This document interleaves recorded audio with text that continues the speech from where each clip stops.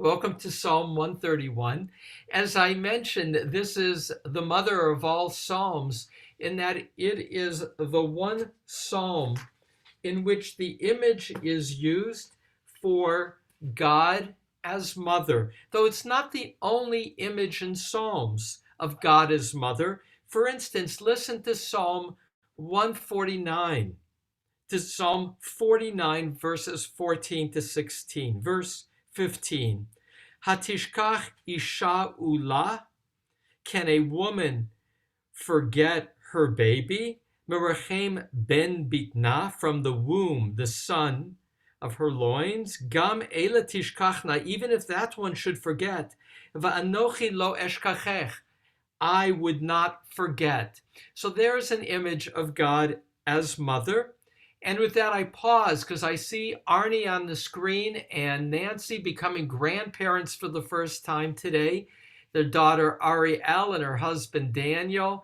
I am so delighted to honor the Raymonds and this motherhood that is blessed to them today. So the theme of our psalm will have only one image. Like yesterday's psalm, Psalm 130 and Psalm 131 are linked. They're linked by one key image. Yesterday, recall, Psalm 130, the key image is waiting for a word from the Lord, the way one awaits the rising of the sun. And that being in the image, perhaps, of the Levite on guard on the Temple Mount, waiting for the rising of the sun. And here, the middle of the three verses will have one core image. If I had not even then quieted my soul like a weaned child upon his mother, like a weaned child upon me is my soul. So the key images of motherhood, of the child, and we'll focus in a little bit more closely, of contentment on the mother's chest. Like Psalm 130, there is a shift from the personal to the national, and a same phrase, what was the second to last phrase in yesterday's psalm, will today be part of the final line, Yachel Yisrael El Adonai. Wait hopefully, Israel, for Adonai. There, yesterday, it was wait for the Lord, and the key action was the need for forgiveness for one's sins. And as the rabbis read Psalm 130, rabbis in dispersion, they said, we were dispersed from our homeland because of our sins, but we have reason to be hopeful because, an emphasis of Psalm 130, God is forgiving. Here in Psalm 131, the key image is that when we are humble, God will realign with us. Listen to these words from Zephaniah chapter 3, verses 11 and 12. This is messianic. Once again, as the rabbis read Psalm 130 and 131, throughout the years, they who were in exile read these two psalms as linked and read them both as prophecy for the future, because the opening of Psalm 131 is about humility. And so Zephaniah, which is quoted by both Radak and Sforno, medieval commentators, pointing to the future. In that day, again, that's the future day of the redemption, you will no longer be shamed for all the deeds by which you have defied me. For then I will remove mikirbech, from your midst, the proud and exalted within you. And you will be haughty no more. on my sacred mountain. Lo tosifu ligav'a od. You will no longer be self-elevated, but I will leave within you am ani vidal, a poor and humble folk, and they shall find refuge in the name of the Lord. And again, I paused because it's my first chance to see Grandma Nancy. Nancy, I am just filled in goodness and hopefulness seeing you and Arnie in celebration of your first grandchild. And so I'm going to put up the psalm in a moment, but the key theme, the opening theme, is the need for humility. And as in Sophania, humility is the state of redemption. And so where yesterday it was wrongdoings that are forgiven, here the psalmist speaks of humility that enables contentment. With that, Psalm 131.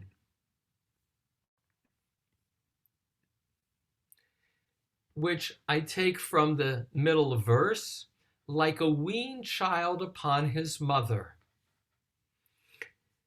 A song of ascents of David. Adonai, never haughty is my heart, nor lofty are my eyes, nor do I walk about after great things, or those too wondrous for me. If I had not evened and quieted my soul like a weaned child upon his mother, like a weaned child upon me is my soul. Wait hopefully, Israel, for Adonai, for now until always. This 3-line psalm is one of 3 psalms that are only 3 lines. Also, psalm coming up soon, 133 and 134. You may recall Psalm 117 was only 2 lines. It's still dramatically short, compact, and purposeful. The opening is remarkable in terms of 4 lows. 4 times it is what he did not do that defines who he is. Lo gava libi, my heart was not elevated. And in that little quote that I just read from Sophania, in verse 11, Lo tosifu ligava od, I did not anymore elevate myself. And so gav'a is to go up. And in verses 1 in particular, there's a physicality. There is heart and eyes and walking.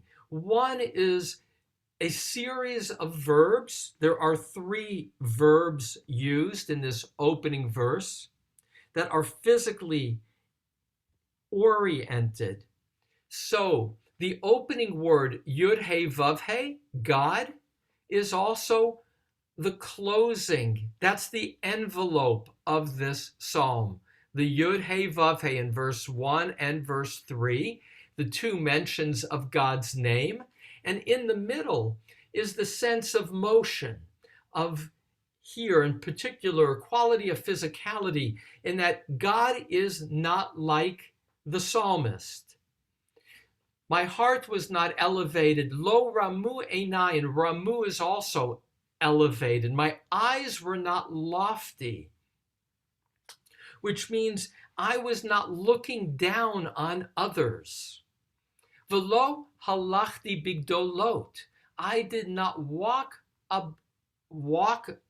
about after gidolot, great things.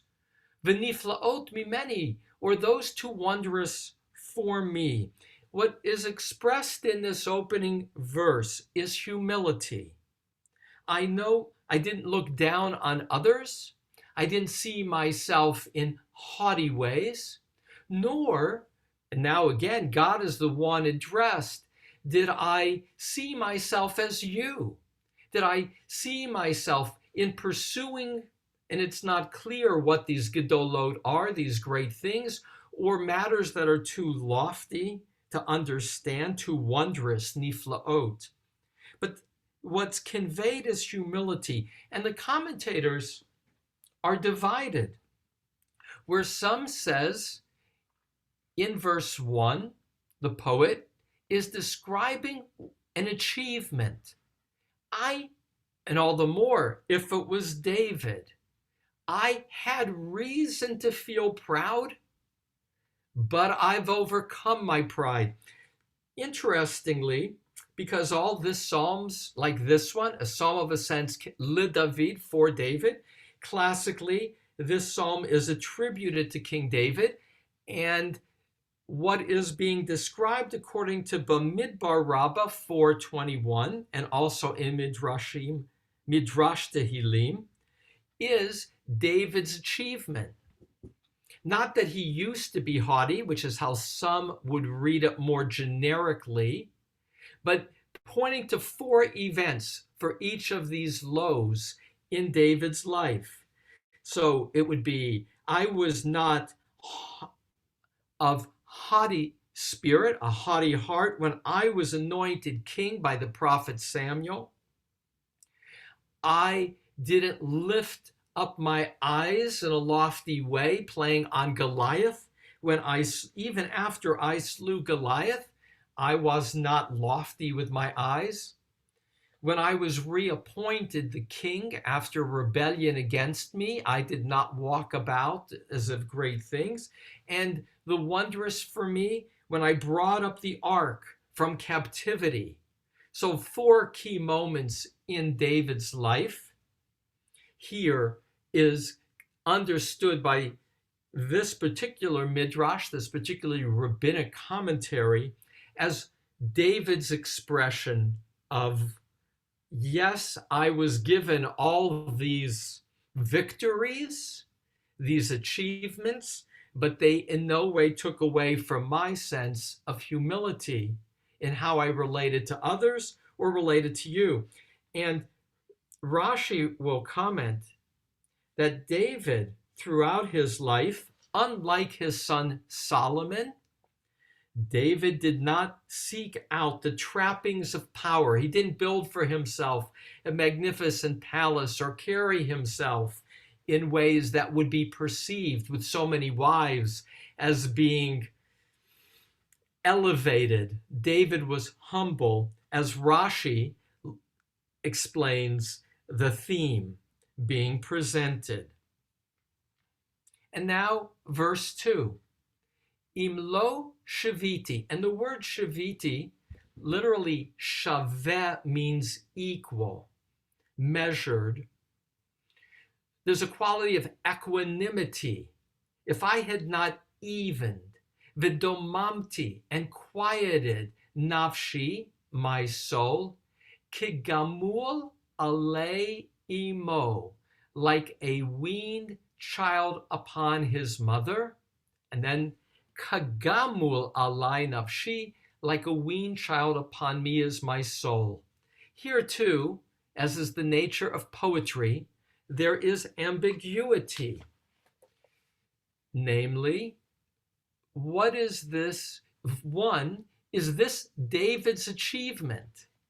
Or is this simply a statement of an oath formula? Imlo can be, I had taken an oath to be, but the achievement was not mine. It's an act of grace. Or is this his own achievement, that he was the one who evened his soul?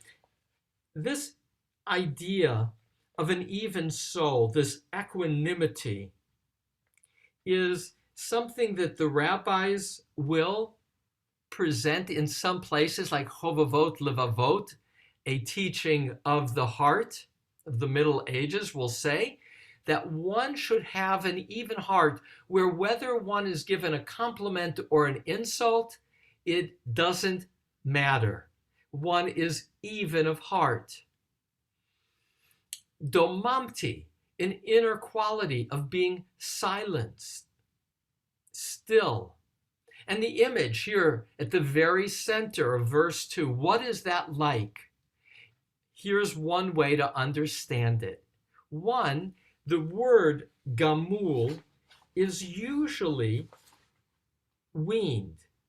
That's how the word is used in Genesis 21:8, 1 Samuel 1:22, Isaiah 28:9. It's a child who is no longer in need of his mother's milk, weaned.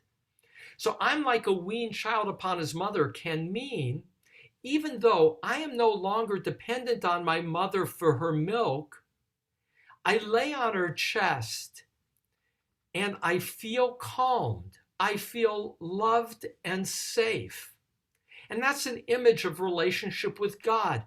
Although I'm no longer, asking God to give to me, simply to be in God's presence is all that I seek spiritually. Verse 1 is about physical images. 2 has a physicality of a young child, an infant on his or her mother's breast, but no longer suckling. Such is the nature of my soul. It is content. Simply, that last clause, like a weaned child, upon me is my soul. My soul is stilled, safe, content in your presence, God. And as I say, this image of God as mother is not direct, but it's the metaphor, and it's unique to Psalms for the metaphor to be God as mother. Now Rashi, among others, changes this to be, instead of a weaned child, the child who no longer needs milk, to be a suckling child, one who continues to suckle, but the image for Rashi is one of dependency. Mind you, that's a weaned child is already independent of the mother, can already eat on its own, doesn't need just the breast milk. For Rashi, this image is the image of contentment that comes with the newborn, the infant, having just finished suckling its mother and now is resting fully filled, whole, and content, which leads to the image when the Vilna Gaon, that great teacher of Talmud and Zohar and Jewish tradition of Lithuania of the 18th century, when he was asked, what does it mean to trust God?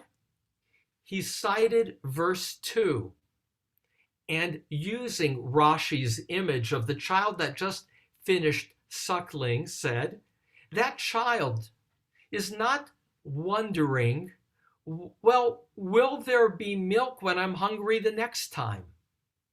The image of the babe that has just finished feeding is of utter contentment, with total trust in the mother's presence, in the mother's nourishment. And so for Rashi, and he's 11th century, and the Vilna Gaon in the 18th century, this is the image of dependency, namely of utter trust in God. Which leads the last piece, like a weaned child upon me is my soul. Here, this word, Rashi will say, kigomel, like one who is dependent upon me is my soul. So here it is about being gomel, dependent. The other play is gimilut chasadim, which means kindness. And an article by a contemporary Bible scholar, Bernard Robinson, says this last phrase, instead of kagamul alai nafshi, like a weaned child upon me is my soul, should be tigmol alai nafshi. You have been kind to me upon my soul. So the word gamul is a word play, which is both weaned and kindness. Here's another word play embedded in verse 2, and that is im lo sounds like emo. If not, sounds like mother. Im lo, emo. And so that again is part of the artistry of the psalm. And with that, I pause to read to you this short psalm because in the sounds in Hebrew, there is a quality of rhythm and lyricism. I shir hamalot leDavid, Adonai lo gavah libi, velo ramu einai, velo hilachti bigdolot, uveniflaot mimeni. Im lo shaviti v'domamti nafshi, kegamul alei imo, kegamul alai nafshi, Yachel Yisrael el Adonai me'ata v'ad olam. There is again, as in all these psalms of ascent, this anidiplosis, this repeating of words that creates movement and a sense of ascent. The last line is a repetition of phrases we have elsewhere in Psalms. As I noted in the introduction, Yachel Yisrael el Adonai, rate hopefully Israel for Adonai, was Psalm 130, verse 7. Me'ata v'ad olam, from now until always, is a phrase that appears in Psalm 125, verse 2, Psalm 121, verse 8. And bringing together two phrases that may have been known and used elsewhere points to the future. Here, Israel is being addressed. 1 and 2 is personal, and verse 3 is communal and formulaic. And at the same time, given all the more power because of this distinctive image of contentment, a contentment that comes out of humility, out of seeing oneself as dependent on God. And so, two closing thoughts in the next 5 minutes before transitioning. And that is, one, what is the nature of having no needs, of being like a weaned child whose needs have been fully met? And here, attention, because this is part of what it means to be a religious person, namely to aspire to equanimity, to being shaviti v'domamti, even and quiet. That's true in all religious traditions. That is, if you will, a goal. But you pay a price, because here and yesterday I talked a lot about this quality of yin-yang, of the point counterpoint, or as the mystics in our Jewish tradition would say, in the Sfirot, there's always the point counterpoint. Chesed, kindness, is balanced by judgment or the container of restraint to enable compassion. Ambition, personal ambition, has to be netzach, balanced by hod, which is humility to allow for yisod, for foundational relationship and creativity that will allow for malchut, which is dignity. And so in the Jewish mystical tradition, it's always about point counterpoint. And I have seen, particularly in the Buddhist tradition, I've been a little troubled at times in Buddhist tradition, in those who take, and so likewise in the Jewish tradition, who speak in terms of absolutes, that there is only joy by letting go of all attachment. That's true maybe in the absolute, that if you don't love, you don't feel the pain of loss. But at the same time, not to love is not also to feel nurtured and alive. And so in the Jewish mystical tradition, it's about a point counterpoint. And there's a place all too often neglected in a Western culture of power, the ability to affect change, of letting go into being, into feeling that quality of the infant, suckled, safe, secure, without any other needs. But like much, chapter 1 of Genesis has one story of creation, that of power. Chapter 2 is kind of the messy description in which there's dependency and feeling alone. And the rabbis teach that there's a need for those two creation stories, as in Joseph Soloveitchik's The Lonely Man of Faith, in his essay on Adam 1 and Adam 2, because only when you have that point, counterpoint, do you have the whole picture.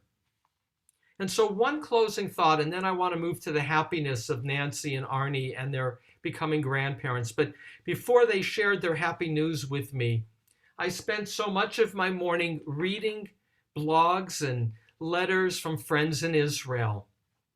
And this is a time of fighting and war. And it's natural for people to go to extremes in the description of the other, of the enemy. And what I'm reminded of, I was particularly moved by a piece by Daniel Hartman that I read this morning, in which he writes about, and Daniel Hartman lives in Jerusalem, fought in the Lebanon War as a tank commander. And he says, normally in war, we're told this is not a time to feel sympathy for the other side or what we have done incompletely in how we relate to the other. But he says, this is a time to, one, know that Hamas is an enemy, to know that indiscriminate firing of missiles against Israel is to be condemned and fought hard against.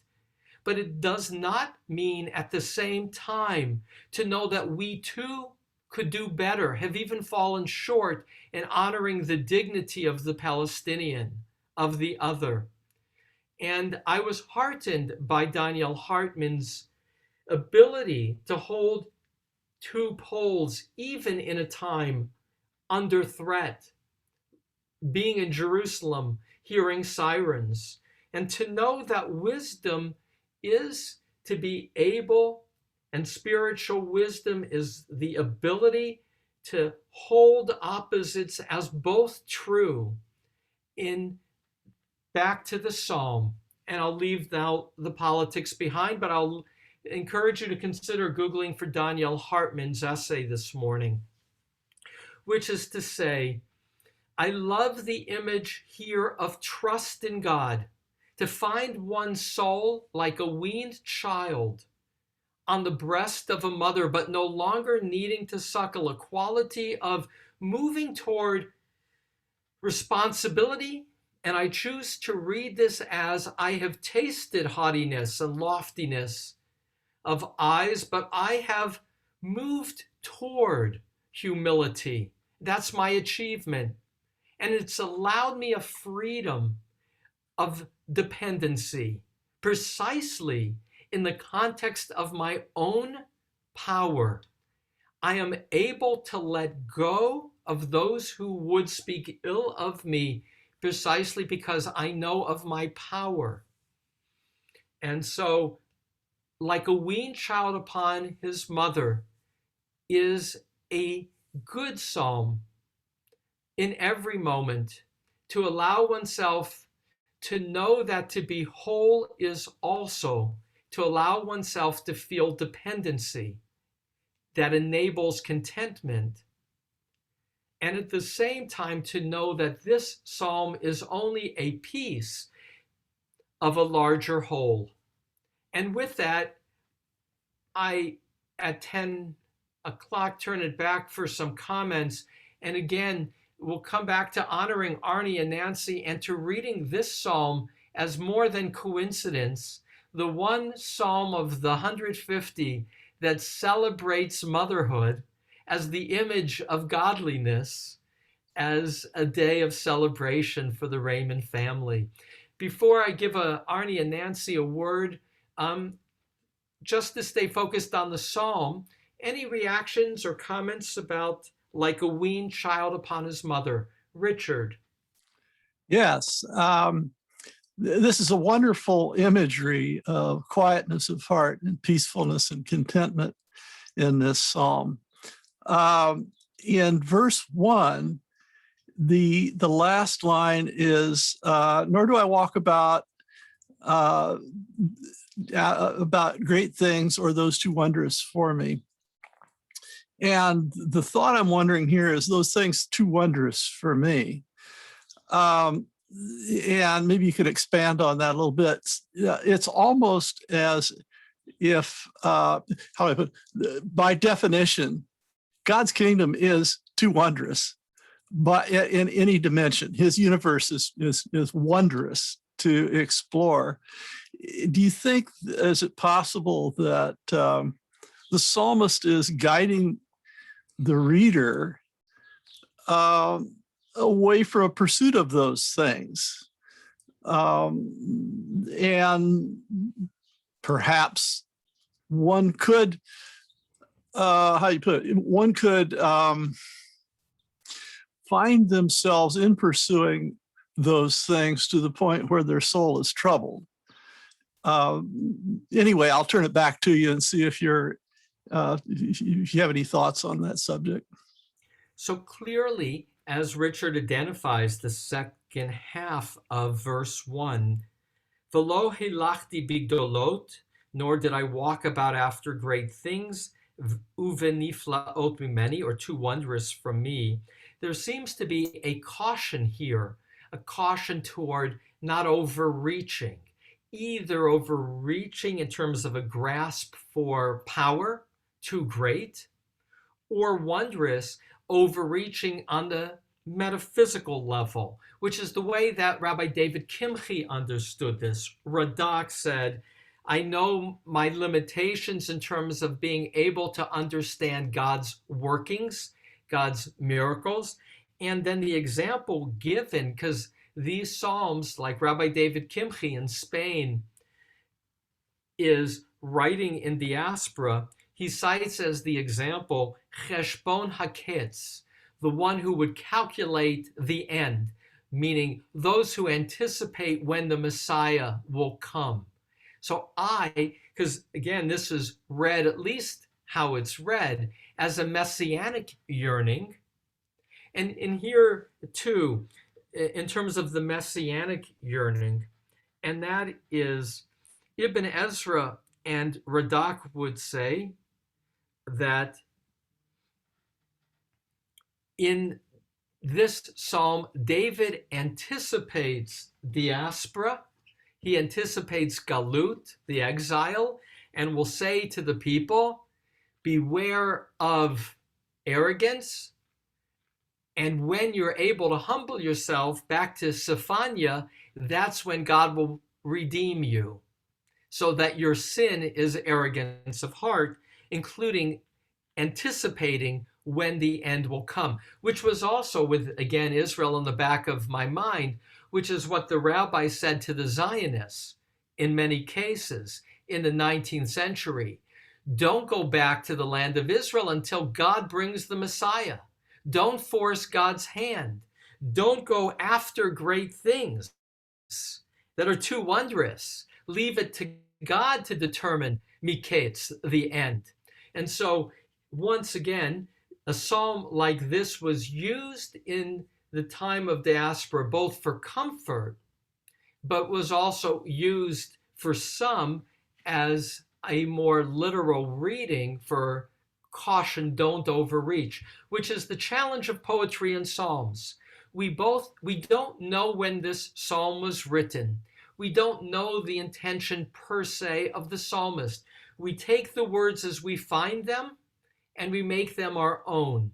But the caution is there is room and an invitation for interpretation, but one must be humble to know that it's not truth necessarily, in terms of what's being dictated.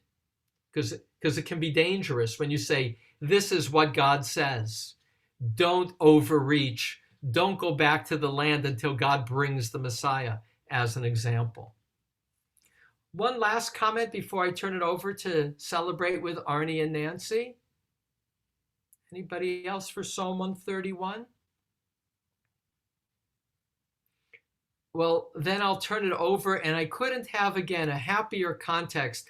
I will add, since I see my wife here, when I was preparing this psalm on Mother's Day, and then I thought, well, I'd like to maybe honor Linda. It wasn't clear it would work out for her schedule. And then I knew that Arnie and Nancy were expecting, and that Nancy's also been in the aftermath of some serious back surgery. So I wanted to bring her, and Arnie's been a regular in learning the Psalms. So Arnie and Nancy, unmute yourselves just so we can say one word, or you have one word about today as the day of grandparenthood, becoming grandparents for the first time just an hour or so ago. Well, Arnie and Nancy, mazel tov.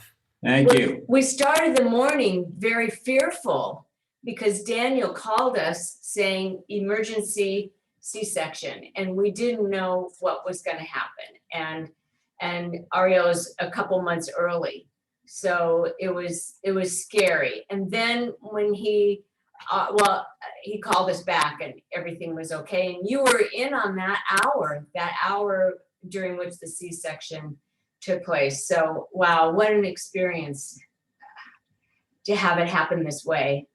We're just so much more happy than we would have been before. Oh. I've been designated the family crier. Yes, you are. I cry a lot. I just got a lot of emotion, and this morning was scary, but so scary. we get so much support from our community at B'nai Israel. We just really want to say how much we appreciate everyone. And we got a hold of you because we called you to tell you that we might not be here today. So we as you know, Perfect to get a hold of you, Ellen. we moved down to Laguna Woods, but we'll always be part of the B'nai Israel community, no matter where we go. So we're not far away, and we expect to participate just as we would doing anything else. Well, I just want to say I'm pulling this together. What a joy to know after the fear this morning with emergency need for only in the 6th month of pregnancy, and to know that the baby is 4 pounds plus and healthy, and reason to celebrate and be hopeful. You know, this psalm, back to the psalm, leads up to this word yachel, which means wait hopefully. And it isn't always the case, but in this case, all the more, a celebration of motherhood and of hope making fulfilled. Long-awaited grandchild, mazal tov. And with that, as words of Arnie and Nancy, I'm hugging you, and Arnie, mazal tov.